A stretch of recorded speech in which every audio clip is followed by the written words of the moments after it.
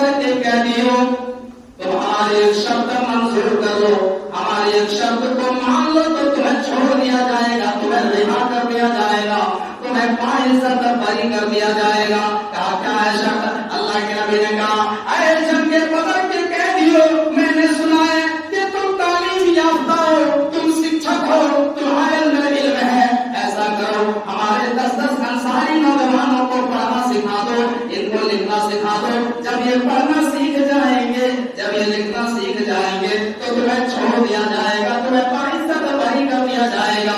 ان قیدیوں نے 10 انصاری نوجوانوں کو پڑھنا سکھا دیا، لکھنا سکھا دیا، اور اللہ کے نبی نے انہیں کے بدلے میں ان قیدیوں کو رہا کر دیا، ان قیدیوں کو آزاد کر دیا۔ میرے بھائی اس واقعے سے اندازہ لگائیے کہ علم وہ دولت ہے، جب بہت بڑی مصیبت آپ کے سر کے اوپر بننا جائے تو یہ علم ایک ایسی دولت ہے جو بڑی بڑی مصیبتوں میں کام آتا ہے، جو بڑی بڑی مصیبت میں یہ علم کام آتا ہے۔ میرے بھائیوں ذرا غور کیجیے، آپ دنیا کے اندر ہی دیکھ لیجیے، دنیا میں کتنے ایسے معاملات ہیں، آپ سفر کر رہے ہیں، آپ کلکتہ سے دلی کا سفر کر رہے ہیں، آپ کے اندر کچھ علم نہیں ہے، آپ کچھ پڑھنا ہی نہیں جانتے ہیں، آپ بار بار آپ کے دل میں یہ ڈر لگا رہے گا کہ ہم کہاں تک پہنچے، ہمارا منزل مقصود کاری کب تک پہنچائے گی۔ ہم بار بار لوگوں سے پوچھتے ہیں کہ اس کے بعد کون سا اسٹیشن آیا، اس کے بعد کون سا اسٹیشن آنے والا ہے، ہمیں فلاں جگہ جانا ہے، فلاں جگہ ہمیں کب تک پہنچیں گے۔ میرے بھائی یہ اتنی پریشانی کیوں؟ جس کے اندر علم نہیں ہے، جو پڑھا لکھا نہیں ہے،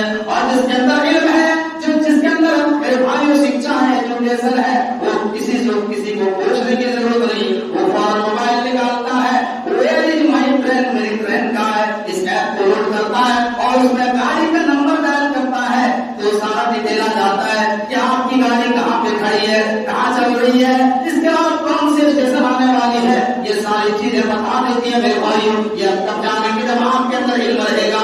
آپ چلے جائیے ریلوے کاؤنٹر میں، چلے جائیے، آپ ریزرویشن کا ٹکٹ کرانا ہے، آپ کو وہاں سے پہلے فارم ملے گا، فارم آپ کو پور کرنا پڑے گا، بھرنا پڑے گا۔ اگر آپ جو ہے پڑھنا نہیں جانتے ہیں، لکھنا نہیں جانتے ہیں تو آپ کو پڑھے لکھے لوگوں کو ڈھونڈنا پڑے گا کہ بھائی صاحب ہم یہ ہمارا فارم بھر دیجیے، ہماری مہربانی ہوگی، ہم آپ کو 10 روپیہ دیں گے۔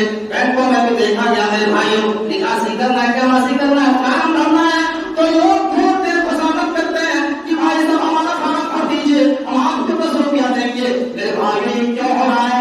یہ ایسا کیوں ہو رہا ہے؟ جس کے اندر علم نہیں ہے لوگوں کو خوشامد کرنا پڑتا ہے۔ میرے پیارے ساتھیوں اس لیے پتہ ہی چلتا ہے کہ علم بہت بڑی چیز ہے، جس کو علم کی نعمت مل جائے گویا کہ اس کو سب سے بڑی نعمت مل گئی۔ اس لیے اللہ تبارک و تعالیٰ قرآن مجید کے اندر ارشاد فرماتا ہے، سورہ زمر کے اندر اللہ کہتا ہے قل هل يستوي الذين يعلمون والذين لا يعلمون۔ اے نبی آپ دنیا والوں میں اعلان کر دو، کیا جو صاحب علم ہے اور جو صاحب علم نہیں ہے کیا یہ دونوں برابر ہو سکتے ہیں؟ آگے اللہ نے کوئی جواب نہیں دیا۔ اللہ نے اپنے نبی کے ذریعے پوری دنیا والوں سے ایک سوال کا نشان کھڑا کر دیا، ایک سوال کر دیا، اور آگے اللہ نے کوئی جواب نہیں دیا اور فرما دیا قل هل يستوي الذين يعلمون والذين لا يعلمون۔ اے نبی آپ دنیا والوں میں اعلان کر دو، کیا جو علم والے ہیں، جو پڑھا لکھا ہے اور جو پڑھا لکھا نہیں ہے، کیا یہ دونوں میں برابر ہو سکتے ہیں؟ کیا یہ دونوں میں برابر ہو سکتے ہیں؟ نہیں ہو سکتے ہیں۔ میرے بھائیوں ایک ڈاکٹر ہونے کہہ رہے ڈاکٹر برابر نہیں ہو سکتے، آپ کیا بات کر رہے ہیں؟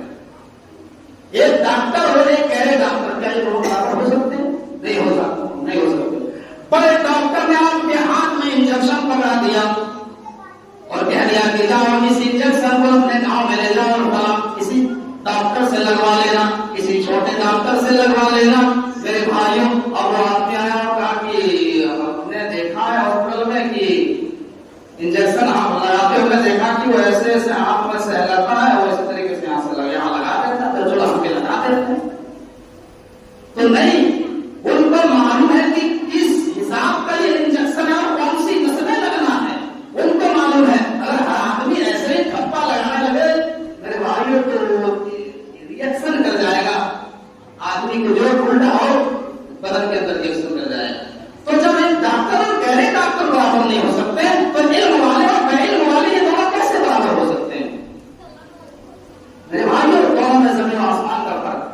آج ہمارے معاشرے کے اندر بہت ساری چیزیں ایسی ہیں جن کے بارے میں لوگوں کو معلوم نہیں ہے، اور لوگ اس کو حالے سے کر رہے ہیں، اور جو دنیا میں اس کا نتیجہ ہونا ہے وہ تو ہونا ہی ہے، اور آخرت میں جو اس کے اوپر جو سزا رکھی گئی ہے وہ تو میرے بھائیوں کہہ نہیں سکتے۔ اور تو تعلیم یافتہ اور بغیر تعلیم یافتہ دونوں برابر نہیں ہو سکتا۔ آج دیکھ لیجیے میرے بھائیوں، سماج اور گاؤں میں ہم نے سروے کیا تھا، 90% لوگ ایسے ہیں میرے بھائیوں جن کو آیتل کرسی یاد نہیں ہے، سورۃ فاتحہ نہیں جانتے ہیں، نماز کی دعائیں نہیں معلوم ہے، جن دعاؤں کے بغیر نماز ہماری مکمل نہیں، وہ دعائیں ہی نہیں پتا ہے، معلوم ہی نہیں ہے۔ یہ کیوں ہو رہا ہے میرے بھائیوں؟ اور یہ لوگوں نے ایک ذہن بنا دیا، ایک سوچ بنا لیا کہ ہم جو ہے پیسے والے ہیں، ہم اپنے بچے کو ڈاکٹر بنائیں گے، انجینئر بنائیں گے، اعلیٰ سے اعلیٰ دنیا کی تعلیم دلائیں گے۔ مولوی بننے کے لیے، عالم بننے کے لیے غریبوں کے بچے تو ہیں پڑھنے کے لیے۔ میرے بھائیوں، یہ ذہنیت اپنے اندر سے نکال دیجیے۔ اسی مدرسوں میں قرآن اور حدیث پڑھائی جاتی ہے، غلط بات ہے۔ آج اس دور میں مدرسوں میں انگلش بھی پڑھائی جاتی ہے، پہلے بھی پڑھائی جاتی تھی، اب پھر انگلش بھی پڑھائی جا رہی ہے۔ مدرسوں میں انگلش بھی پڑھائی جاتی ہے، میتھ بھی پڑھایا جاتا ہے، سائنس بھی پڑھائی جاتی ہے، اسی طریقے سے سوشل سائنس بھی پڑھایا جاتا ہے۔ یہ تمام کتابیں مدرسوں کے اندر پڑھائی جاتی ہے۔ ذہن سے نکال دیجیے کہ ہم جو ہے اعلیٰ سے اعلیٰ تعلیم دلائیں گے، مدرسوں میں صرف غریب بچے پڑھتے ہیں۔ میرے بھائی، یہ سب غلط ہے کہ اپنے اندر سے نکال دیجیے۔ میرے بھائیوں، آج ہمارا حال کیا ہے؟ ہم نے دنیا کے اندر اپنے بچوں کو اعلیٰ سے اعلیٰ تعلیم دے دیا، ہم نے اپنے بچوں کو اعلیٰ سے اعلیٰ تعلیم حاصل کرا دیا، ڈاکٹر بنا دیا، انجینئر بنا دیا، بڑا سے بڑا فلاسفر بنا دیا۔ ہم نے دنیا کے اندر بڑا سے بڑا اعلیٰ تعلیم دلایا، لیکن ہم نے دین کا تعلیم نہیں دلایا، جو اسلام کی بیسک نالج ہے، جو ہر مسلمان کو پتا ہونی چاہیے کہ وضو بنانے کے بعد کون سی دعا پڑھنی چاہیے، نماز میں کون سی دعائیں پڑھی جاتی ہے، جنازے میں کون سی دعائیں پڑھی جاتی ہے۔ میرے بھائیوں، یہ 90% لوگوں کو معلوم نہیں ہے۔ ذرا غور کرو میرے بھائیوں، تم نے اپنے بیٹوں کو دنیا کا اعلیٰ سے اعلیٰ تعلیم دلایا، لیکن جب وہ دنیا کے اندر بڑا سا بڑا علم حاصل کر کے آیا، ڈاکٹر بن کے آیا، انجینئر بن کے آیا، مسجد میں داخل ہوا، وضو بنانے کے لیے بیٹھا، وضو بنانے کے بعد کون سی دعا پڑھنی چاہیے، سجدے میں کون سی دعا پڑھنی چاہیے، رکوع میں کون سی دعا پڑھنی چاہیے، درود شریف کب پڑھنی چاہیے، درود کے بعد کون سی دعا پڑھنی چاہیے، معلوم ہی نہیں ہے۔ نماز جنازہ میں کون سی دعا پڑھی جاتی ہے، معلوم نہیں ہے۔ اور جو میرے بھائیوں، آج یہ سب المیہ ہے، اس لیے کہ ہم نے دنیا کی تعلیم کو ترجیح دی اور آخرت کی تعلیم کو ہم نے ترجیح نہیں دی۔ دنیا کی تعلیم کو ہم نے ترجیح دی، آخرت کی تعلیم کو ترجیح نہیں دے رہے ہیں، جس کی وجہ سے میرے بھائیوں ذرا غور کیجیے، آج 90% لوگ جو ہے قرآن حدیث کی تعلیم سے دور ہیں۔ ایسے لوگوں کو میں نے دیکھا، مسلم میں پڑھ جاتے ہیں نماز پڑھانے کے لیے، واللہ کہہ رہا ہوں سورۃ فاتحہ تک نہیں پڑھتا ہے۔ میں نے نماز پڑھی، سورۃ فاتحہ تو کسی طریقے سے پڑھ دیا، اس کے بعد وہ 3 کی تلاوت کر رہے ہیں، سورۃ 3 کی۔ اب وہ 3 کی تلاوت کر رہے ہیں، میرے بھائیوں ہنسی آ رہی ہے، کیا پڑھ رہے ہیں؟ ایک دم ایسا لگ رہا ہے جیسے ایک تلاوت ہے،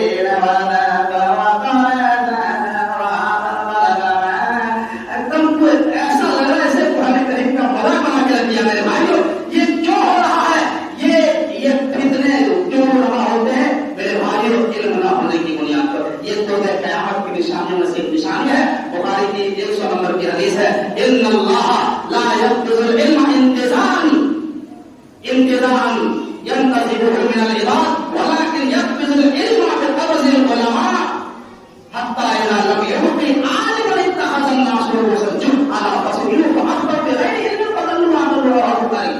اللہ کے نبی فرماتے ہیں کہ قیامت سے پہلے جو ہے علم کو اٹھا لیا جائے گا، مطلب علم کو ایسے نہیں اٹھائے گا، جتنے بھی دنیا کے علماء ہیں سب علماء کو دھیرے دھیرے کر کے اٹھا لیں گے، اور جب دنیا میں عالم نہیں بچیں گے یا پھر عالم ہوں گے لیکن ان کو عالم کا درجہ نہیں دیں گے، تو لوگ کیا کریں گے جاہلوں کو اپنا پیشوا بنا لیں گے، جاہلوں کو اپنا امام بنا لیں گے، اور وہ نماز پڑھائیں گے، منبروں میں کھڑا ہو کے خطبہ کریں گے، لوگوں سے سوال کریں گے، اور وہ بغیر علم کے فتوے دیں گے، وہ خود بھی گمراہ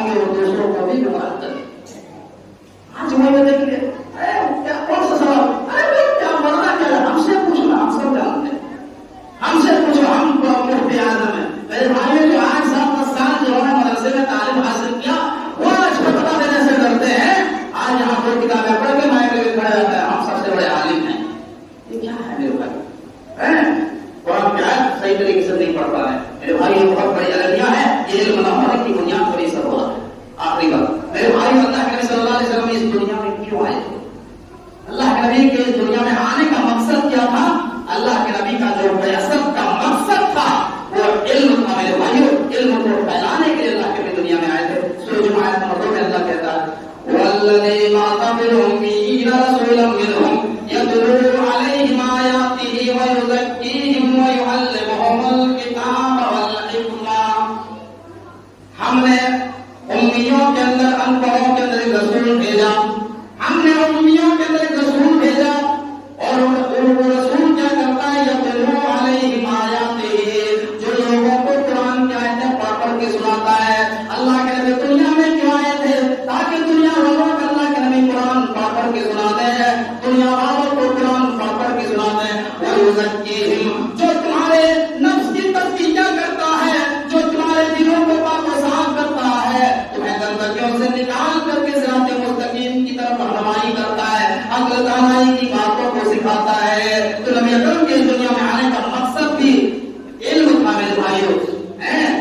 تو ہمارے نبی دنیا میں کیوں آئے تھے؟ علم کو پھیلانے کے لیے. اللہ کے نبی طائف کے گلیوں میں مارے کھا رہے ہیں، لباس کے بازار میں آپ کو مارا جا رہا ہے. کیوں مارا جا رہا ہے؟ اللہ کے نبی قرآن سنانے کے لیے جا رہے ہیں، اللہ کی کتاب لوگوں کو بتانے جا رہے ہیں اور آپ کو پتھروں سے مارا جا رہا ہے. ایک तस्मिन्